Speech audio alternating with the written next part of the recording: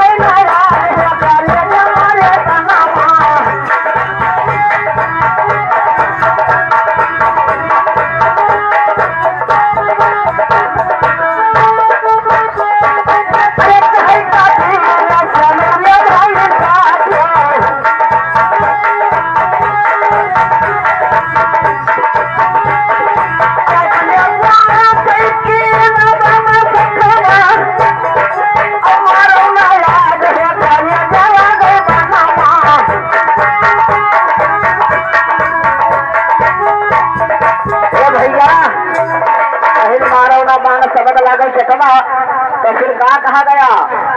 कि भर भर यारी रंग लगा मैना फूलना फूलावा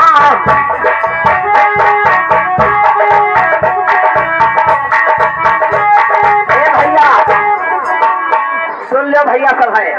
ए दाई तो कस गए जो भर भर यारी वो रंग लगाए ना फूलना फूलावा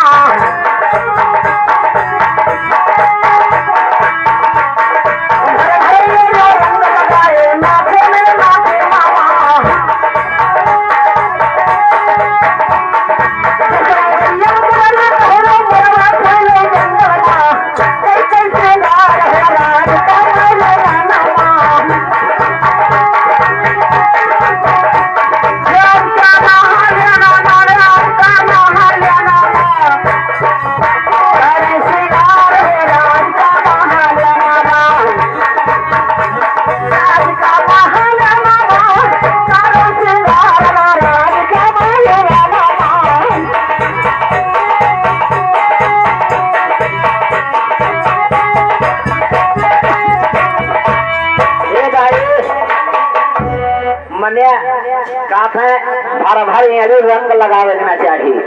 काफे भर भर यारी रंग लगायो नाखूनी नाखुनवा और दसों उगरिया में मगरी पहले द्वारा खेले जंगल में करो सिंगार राधिका महिलनमा राधिका के बात आई गए अरे सब तुलसीदास का ना कहा कोई राधिका जी का कन्हैया जी का सुमिरन करो भैया तो कैसे